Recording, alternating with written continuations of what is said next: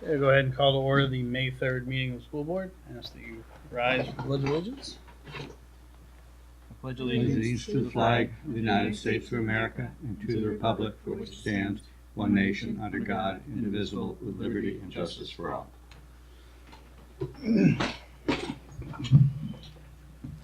Welcome, everybody. I'm sure the board knows, but we are participating in Teacher Appreciation Week here at West Bath School this week. It's not only a week to honor our teachers, but also the commitment and dedication of our entire top-notch staff. Citizens of West Bath should be proud of the team of professionals assembled at our great school. Our staff willingly gives up their personal time to support our children in the community, be it before school homework assistance, lunch or after school club support, or weekend challenge, cheering on our young student athletes. Our staff is always there. Their collective commitment to our students is essential to building the West Bath School community. So tonight, we say a heartfelt thank you to the tremendous men and women who inspire our children every day. Your efforts are noticed, appreciated, more than words could ever express. So thank you, West Bath staff. Next item on the agenda is to approve the minutes of the April 5th meeting.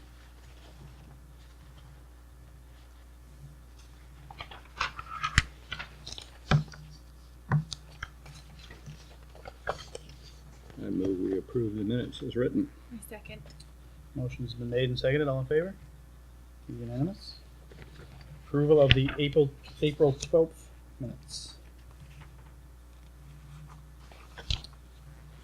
And I will make a motion to approve as presented. Second.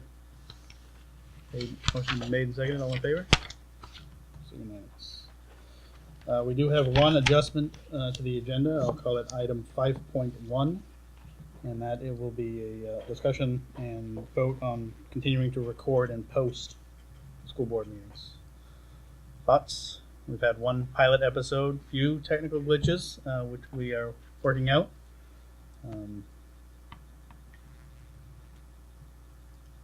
Well, I suppose we need to, or should, tape at least a few more meetings. A number to be decided, but if everyone in town is in favor of it, nobody actually watches them.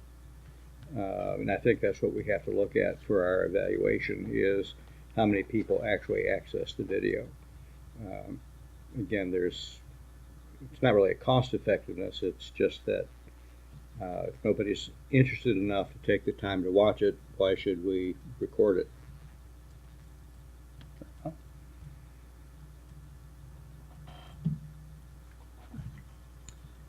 I will make a motion that we continue to record and post board meetings. The regular monthly meeting, first meeting of the month, for the next 3 months, and we'll revisit it at that time. Second that. Any discussion? All in favor? We will continue to record and post. Brings us to item 6 on the agenda, public comment.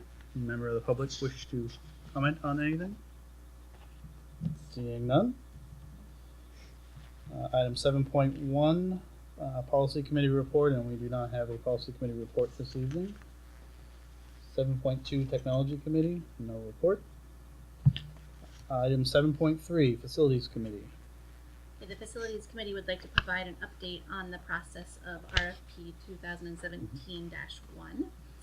And in the timeline of the RFP, we are at the place where it is time to make a public recommendation to the school board for who would be earning the contract for custodial and daily maintenance, as we named it.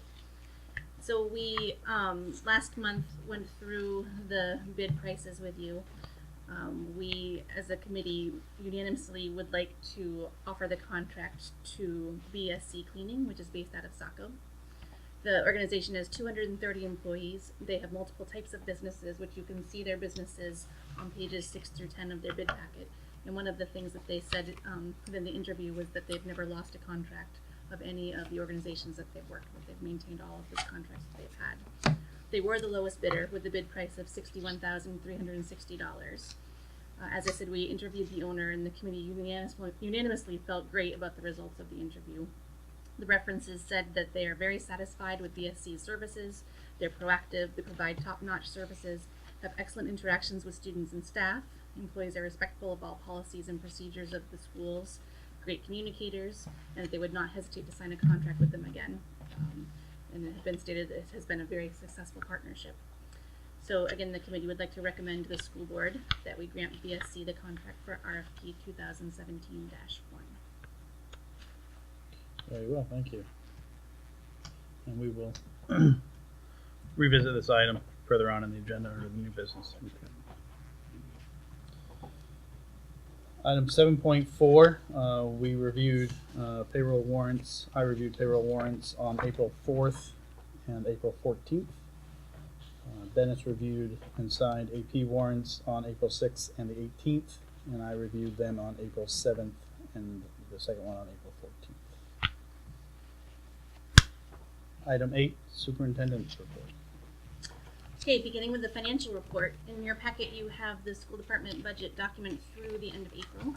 And with 16% of the year remaining, there is 30.84% of the budget remaining.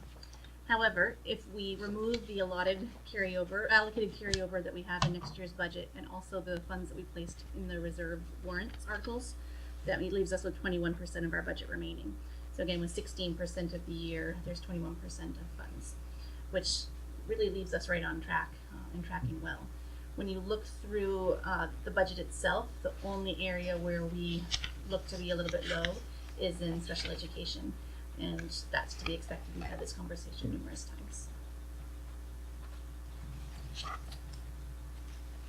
So if there are no questions about the current budget, I'll move on. Okay, so in terms of district updates, I wanted to just make you aware of a conversation that's happening in RSU1 around the siblings of grandfathered school choice students. And during the withdrawal process, it was decided that the status of the siblings of the grandfathered students would be looked at on a case-by-case basis when students were ready to come to school. They were not included as part of the withdrawal process. So last year, at the with the advice from the chair, I surveyed our school choice families to find out about how many siblings are out there, and the response was that there would be 5 potential school choice siblings that would want to attend West Bath School when their children became of kindergarten age. And so there's 2 kindergartners for next year, potentially 2 the following year, and then 1 student 2 years after that is how that would play out. And so this fall, I reached out to the RSU1 superintendent and asked what process he wanted to use for having the conversation about school choice siblings. And he has discussed with his school board, and it has been an agenda item in the last 2 months in RSU1, which is why I want to bring it to you. As they've had discussions about it, they have decided that they do not want to revisit the withdrawal process or the withdrawal document, or open up the option for having school choice siblings, school choice grandfathered children's siblings attend West Bath, except to look at it as case by case. And so what that means is that children could apply for what's called a superintendent's agreement, which basically means if you're a non-resident, you can apply to the superintendent of your district where you live, asking to go to another district, and the superintendent can either grant it or not grant it. And so if the superintendent doesn't grant it and the family wishes to continue the process, then they can appeal to the commissioner. And that really is the only process that exists. I want to let you know about it because it's happening, the conversation is happening in the general public. My own opinion, even though we have nothing to gain financially by having them here, is that it is the right thing to do for families.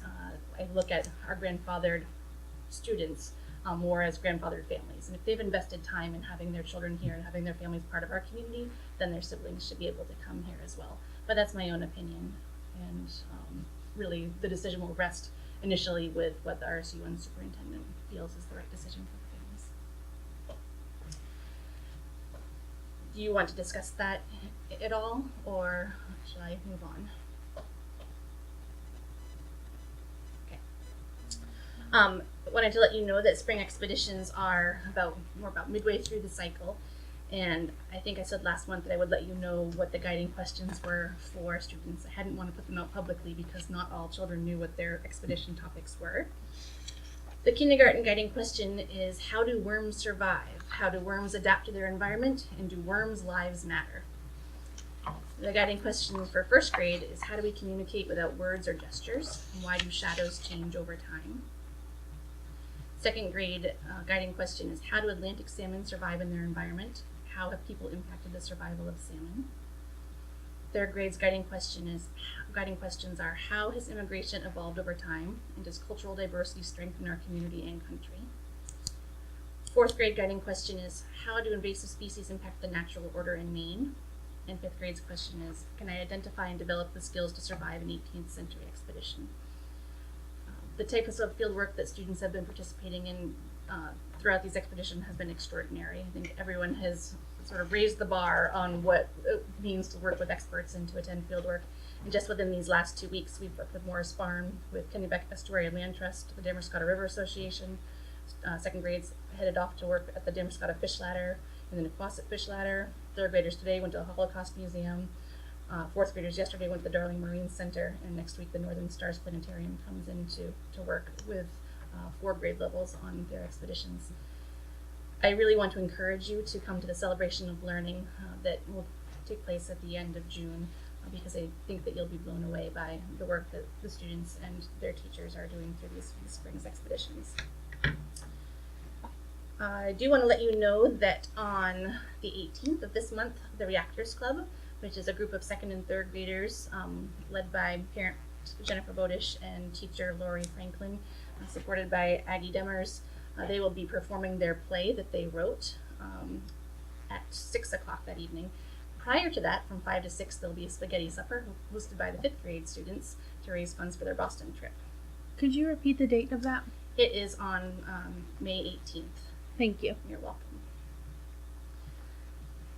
In your packet, I gave you a list of the typical end-of-year events because they're things that often the public attend and you might want to have them on your calendar. Looking at June 1st is our spring concert at 5:30, and there's a rain date of June 8th. The reason there's a rain date is we do our spring concert outside. It's a pop concert style. And so we're going to plan for it to be great weather because all the rain will have happened up until then. On June 9th, we'll have our volunteer breakfast and crew at 8:30 that morning. All of you will receive formal invitations to that. And our celebration of learning is on June 14th at 3 o'clock. I think it's one not to be missed this spring.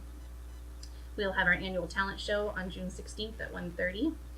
And June 19th is the day we've set for field day. And we're thinking that we're also going to have our 5th grade boat launch built into that day. And that's still tentative because we haven't quite worked out the logistics of that.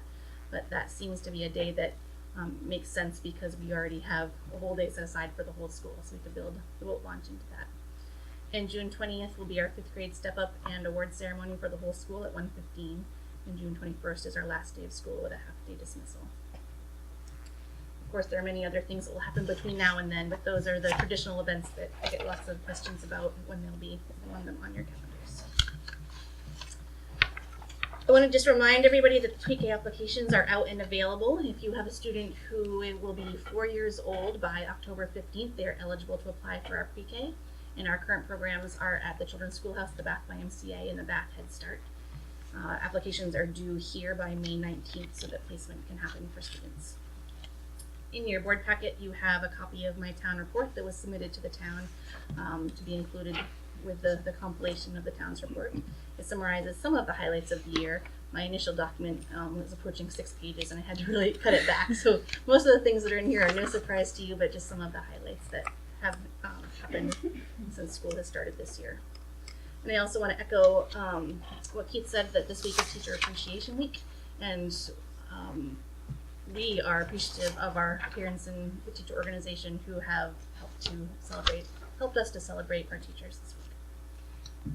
That is my Thank you very much. Good stuff. Can I just ask to refresh, who has the shadow question? first grade. First grade, okay. And they will be headed off on field work next week at the Burnt Island Lighthouse in Booth Bay, Cool. Because part of their shadow work is around lighthouses. Okay. It's just of interest, but it may not be appropriate for first grades, that the Greeks at 500 or 600 BC used shadows to estimate within, I think it's 2%, the circumference of the Earth. Actually, that fits beautifully into an experiment that they are having next week that they're working with. So I can pass that along unless you want to connect right with the teachers directly.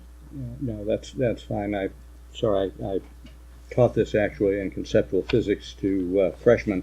It was part of the physics modules, and I don't remember anymore which Greek philosopher it was specifically, but it's actually easy to find. And it was basically on a particular day of the year, the sun casts no shadow at noon on a particular column, and a certain number of measured stades away, there was a particular angle of shadow on the same date and time.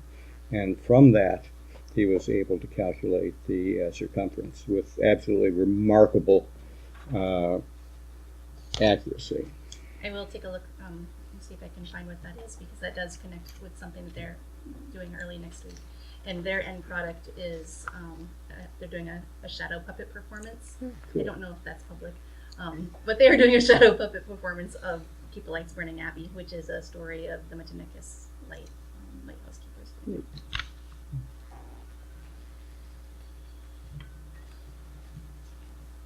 Brings us to item 9, old business. 9.1 is to approve the awarding of the custodial and maintenance bid. As a facilities committee's recommendation is that we proceed with BSC cleaning services. The amount of that bid is $61,360. Point out that anything over and above contract labor is $20 an hour. I read this. Oh, there it is. I'm not sure what might be expected to fall in that, but So the way our bid packet was written is that if it's anything that the building is being used for that's not school or town related, like if the Girl Scouts, for example, or another organization wanted to use the building during non-school hours, then they would be billed, and that gives us the amount that they would be billed for. good. Right. So I move we accept the bid as it stands.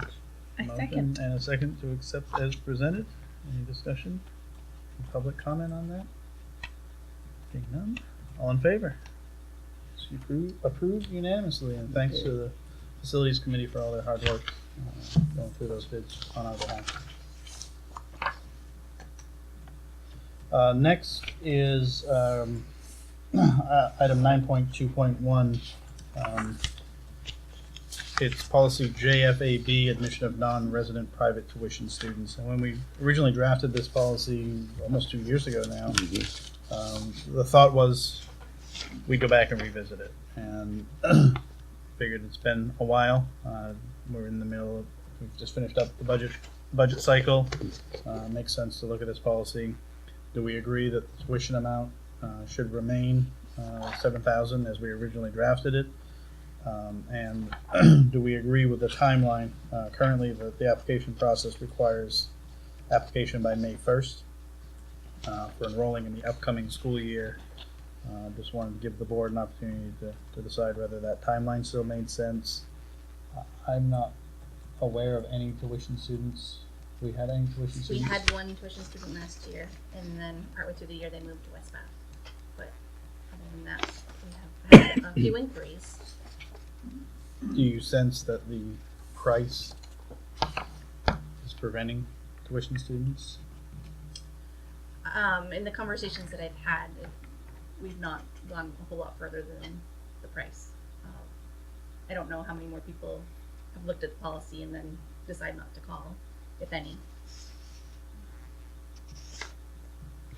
Took looking at a policy, probably not a lot. They probably would have called to find out the details long before they would have accessed the policy. It's a riveting I do have a policy, tab though. on the website though that is Yeah. addressed for this purpose, so it couldn't be found easily. But I do agree. So I think we probably had fewer than 5 or 6. 5 or 6 is probably the most questions we've had about tuitioning students in the 2 years that we've been in a district. And in the case of, well, I don't know why they would, but student or families moving into the area in the after May 1st, but not into West Bath, obviously. I'm not sure that's covered.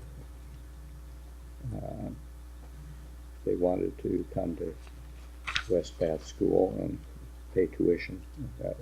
Again, from out of the area, I'm not sure that would even cross their mind. They would have to have probably had other parents that they knew or other children that they were familiar with. Right. Has the May 1st deadline been an issue? It hasn't, in that the tuition student we had came after May 1st, and I went through the policy, what the policy said anyway, regardless of the date. And that was that we knew how many students we had in the class. We had time to be able to do the screenings the policy requires. And so we were able to move forward and place the student.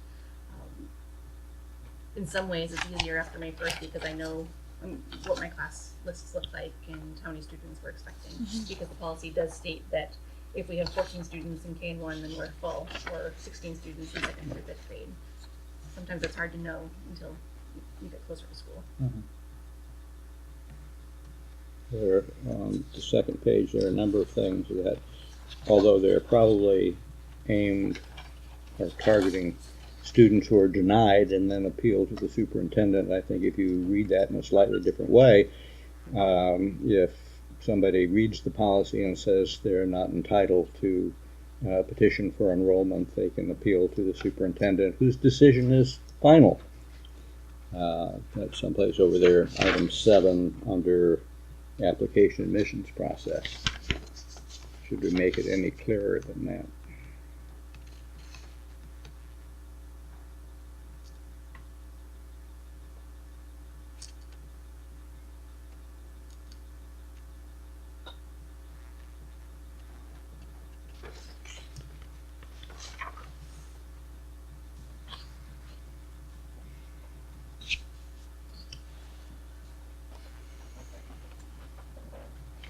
Do you have a suggestion on how to clarify that?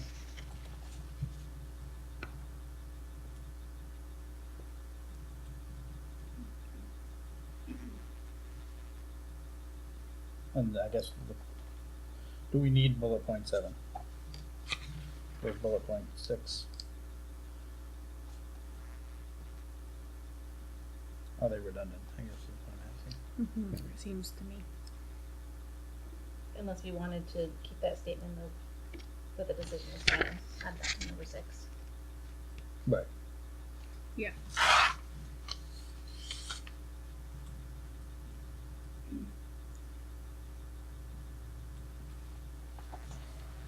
You can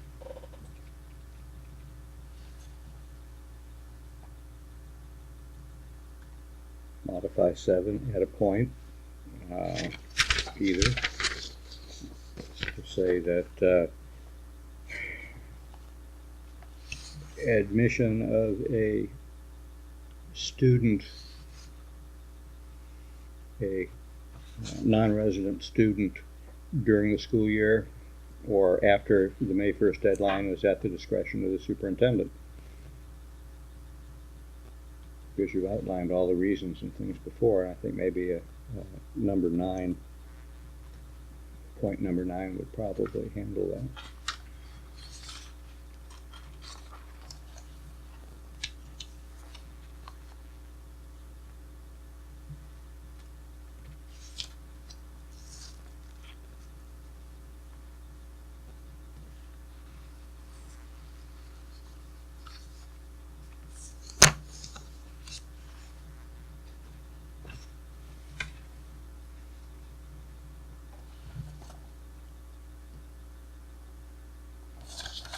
What do we think about 7,000? That's still a good number. Do we want to try lowering it and seeing if we can get some tuition revenue to create another revenue stream? I guess that would depend on what, I don't know, a calculated cost per student if we have a ballpark or if that's changed in the 2 years since it's been drafted? Well, you can argue that if a student is added to a class that already exists and does not require anything else, the cost, the actual out-of-pocket cost of that student is negligible. Mm-hmm. And I think that under the guidelines there, if it would cause a serious disruption, financial or otherwise, they would be denied. Mm-hmm.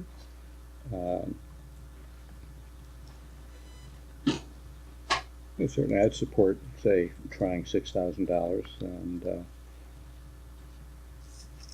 seeing if that makes a material difference. You can't go down to zero, I don't believe. No, I agree, No. yeah.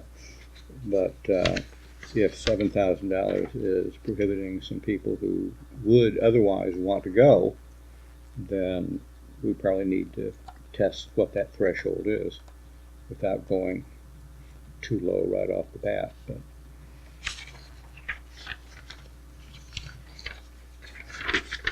Could we potentially put some thought into like an income-based fee? Like, not like a sliding scale or something along those lines? Is that something we want to stay away from? I think it becomes a lot more challenging to administer a Mhm. policy like that. I think you could have a already overworked superintendent. Yeah. hanging out You could have a after school that. board scholarship, but then that's not fair to the people. I mean, it doesn't really apply perhaps to the people who are already here, but that's another way to handle it. But let's look at lowering the tuition amount and seeing what, if that has any effect. If you get more calls at least, then that's something to address and say, well, okay, is that the right level? If you don't get any more inquiries, then it probably doesn't matter. Okay, I'm hearing, I think, 3 suggested changes, so let's take them each individually and we'll actually vote on them. The first one is the idea of moving the tuition amount from 7,000 to 6,000, which would also then change the 10 monthly payments from 700 to 600. Correct. I will make a motion that we make that change. Second. All in favor? We'll change the tuition. Another suggested change I heard was to drop 0.7, but add to 0.6 the phrase, "The decision of the superintendent shall be final." Can I capture that, Ashley, correctly? Mhm. Yes. I will make a motion that we make that change as well. I will second. All in favor? And I believe, if I'm capturing your thought correctly, Bob, we would add, your suggestion was 0.9, but with the prior change, it would become 0.8. 8, yes. Admission outside of the application period is at the discretion of the superintendent. Yes. I'll make that motion. Have a motion to make that change. I will second. Is the superintendent comfortable with that change? All in favor of that change?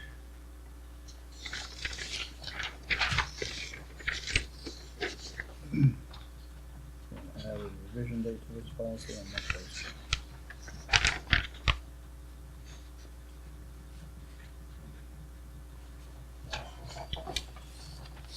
Okay, so should the revision be on the next month's agenda, or can we do it by piecemeal at this meeting since it's We just policy? revised it, so the date just reflects the changes Okay. that we made these changes. Basically, it gives people who refer back to the minutes. Notes on automated. Item 10, new business.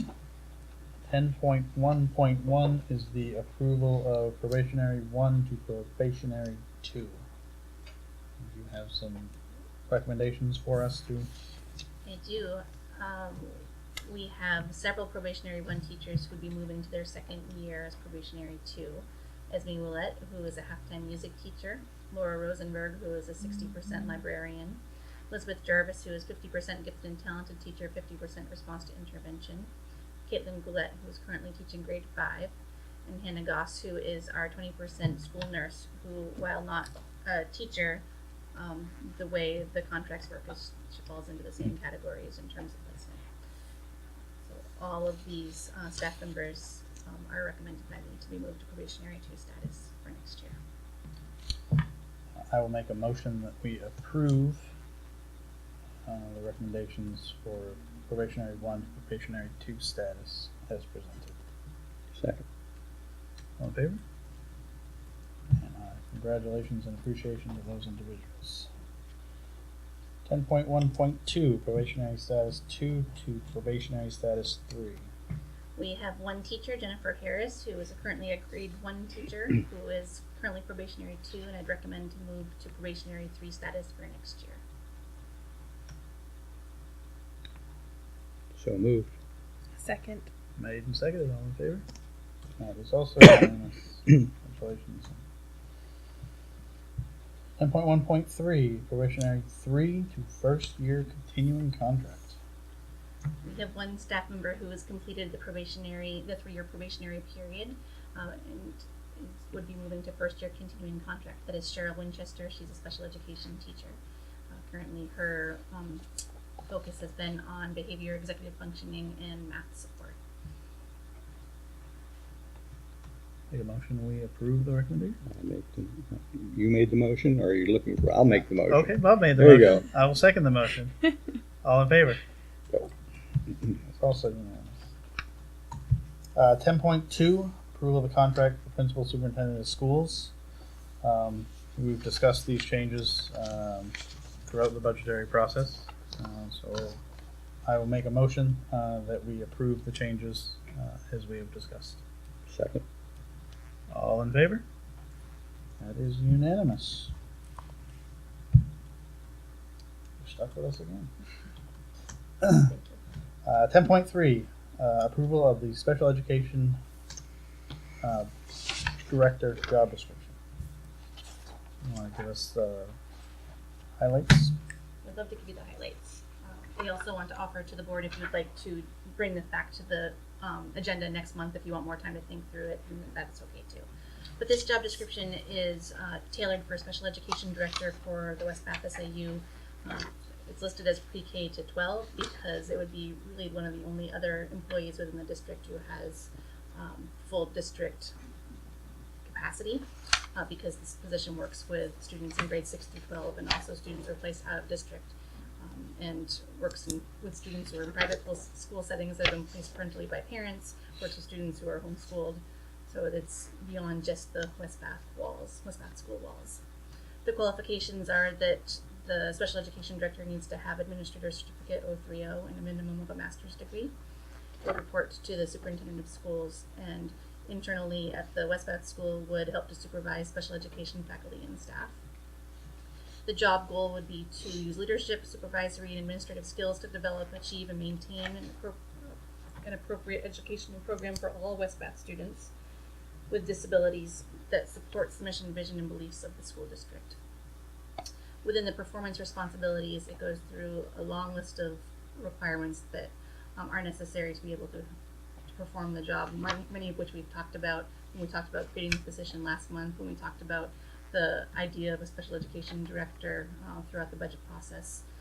The pieces that you'll see in here that are sort of distinct to West Bath is that it talks about building those relationships with neighboring districts where our students are placed so that we can make sure that students who have special services at the 6 through 12 level are getting the quality education that their IEP says that they should be getting. We would also, point 7 lists that this position would provide K-5 support in response to intervention, social skills instruction, positive behavior supports, executive skills, and mindfulness. So those are things you might not see in a job description for a special education director, but for us it makes sense. This position also for point 8 would coordinate the 504 plans and programming, attend 504 eligibility meetings, and keep the principal up to date on 504 laws and changes to the law. Not all special education directors supervise 504s, but again, it makes sense for us. And one of the things that we will also ask this person to do is to be part of the 504 teams for students who are at 6 through 12, so that we're continuing to monitor their programs once they're outside of our West Bath school walls as well.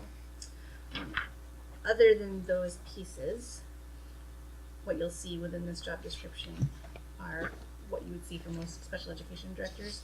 The terms of employment are, as we've discussed, that it's 90 days per year during the academic year, which is a 50% position during the school year.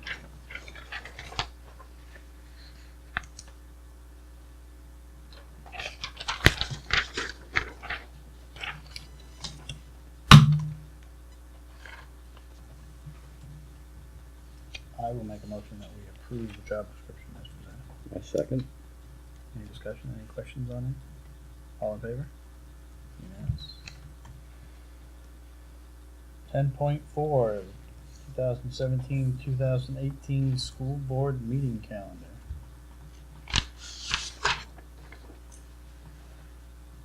In your packet, you have a list of the board meetings starting in the next fiscal year, starting with July. And through discussions with the board chair, we have mirrored the calendar we used last year, which worked well, so that you're able to plan around some summertime functions. July and August will not be the first Wednesday of the month. It'll be July 12th and August 16th. That allows us to not be meeting during the 4th of July week, and also adjust things for a family vacation that my family will be taking the first week of August. Other than that, September through June, they're all the first Wednesday of the month.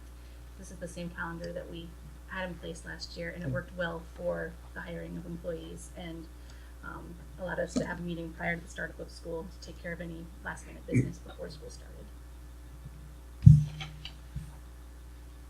We don't need to vote on that, but are there any known conflicts with that? Brings us to item 11, back to public comment. I just have a question on the tuition. Like, you just lowered it. Like, how does that compare to the other local elementary school? If a person wanted to go, what, like, how are we determining that rate? You know, I don't have them off the top of my head. When we 2 years ago looked at the rate for what we would be paying for tuition for students to go, 7,000 was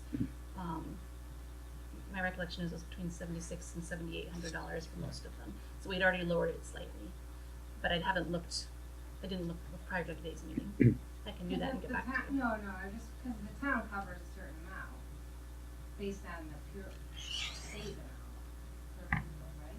Like, so if I wanted to go somewhere else, the town of West Bath would pay a certain amount for my child, and then I would be responsible for the rest. So at the K-5 level, we do not have that choice. And so if you are a West Bath resident and you chose to have your child attend elsewhere, then you would need to pay the full tuition rate. At the 6 through 12 level, if you apply and are granted school choice, then West Bath will pay up to what RSU1's tuition rates are for students, and then parents are responsible for the rest of it. And so those are, it changes each year because tuition rates are set in December. Those are about $8,500 is what the tuition rates are right now. Okay, for 6 through 12. All right. Any other public comment? To revisit something earlier, the particular Greek is Eratosthenes, Eratosthenes. We'll look it up. Thank you. Next item on the agenda is an executive session. I will make a motion that we enter into executive session pursuant to Title I, Chapter 13, Section 4056A of the MRSA for the purpose of discussing a personnel issue. Second the motion. Motion's been made and seconded. All in favor? That is unanimous. Okay, we are back in regular session. Brings us to item 14 on our agenda. Tuesday, April 16th at 5:30, there is the public information session at the West Bath Fire Station for the town meeting warrant articles. May 16th. sorry, May 16th. What did I say? April. May 16th. I apologize. 5:30, the West Bath Fire Station. Town meeting is scheduled for Tuesday, May 30th at 6 p.m. Those are the votes, correct? Yes, that's when we all vote on the warrant articles. And then how our much- next, First of all, how much support do we need, would you like at the May 16th meeting from the school board? I would highly encourage any member of the public who wants to learn about the warrant articles to be there. That's what okay. And then our next regularly scheduled board meeting is May 7th at 6:30 here at the school. Why don't we make it June 7th? Man, I am struggling tonight, aren't I? June 7th. Sorry, at 6:30 here at Let the the West Bath records School. show they're listed correctly. Yes. Yes, they are. I can't read apparently. Then can I make a motion to adjourn? Please do. I make a motion to adjourn. I second. All in favor. We are adjourned.